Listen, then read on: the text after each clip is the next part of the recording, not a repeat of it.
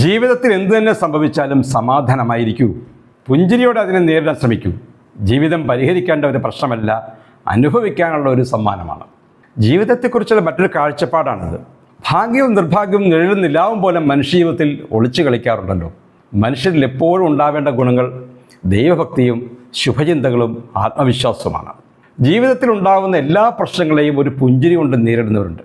ഒരു ചിരിയിൽ എത്ര വലിയ പ്രശ്നങ്ങളാണെങ്കിലും അതില്ലാതാവുന്നത് അവരുടെ ആത്മവിശ്വാസം ഒന്നുകൊണ്ട് മാത്രമാണ്. ആത്മവിശ്വാസവും ശുഭചിന്തകളും അവരുടെ മനസ്സിലുണ്ടാവുന്നത് ഇളകാത്ത ദൈവഭക്തി ഉള്ളതിനാലാണ്. വളരെ നിസ്സാര പ്രശ്നങ്ങൾ ജീവിതത്തിലുണ്ടായാൽ തളർന്നു പോകുന്നവരുണ്ട്. നിർഭാഗ്യങ്ങൾ നിരന്തരം വേട്ടയാടുന്ന ജീവിതങ്ങളുമുണ്ട്. പരിഹരിക്കാൻ കഴിയാത്ത യാതൊരു പ്രശ്നവുമില്ല എന്ന് ആദ്യം തന്നെ മനസ്സിലങ്ങ് ഉറപ്പിച്ചേക്കണം. ഓരോ ജീവിതവും നമ്മൾ പുറത്തു നിന്ന് കാണുന്നതല്ല എന്ന് മനസ്സിലാക്കണം. ഓരോ വ്യക്തിയുടെയും ജീവിതത്തിൽ എന്തെങ്കിലുമൊക്കെ പ്രശ്നങ്ങൾ സംഭവിക്കാറില്ലേ? നല്ലതും ചീത്തയുമായ അനുഭവങ്ങളിലൂടെ കടന്നു വേണം ജീവിതസാഗരത്തിൻ്റെ അക്കരെ എത്തുവാൻ.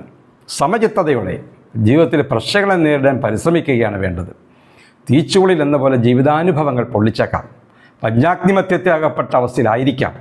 എന്നാൽ ഉറച്ച ആത്മവിശ്വാസത്തോടെയും അചഞ്ചലമായ ദൈവവിശ്വാസത്തോടെയും പ്രശ്നങ്ങളെ സമീപിച്ചാൽ അതിനെ അതിജീവിക്കാൻ പറ്റും. ജീവിതം പരിഹരിക്കേണ്ട പ്രശ്നമാണെന്ന് തോന്നുന്നുണ്ടോ?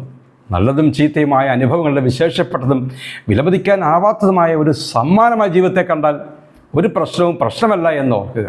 സമുദ്രത്തിലൂടെ കടന്നു പോകുമ്പോൾ ഞാൻ നിന്നോടുകൂടി ഉണ്ടായിരിക്കും.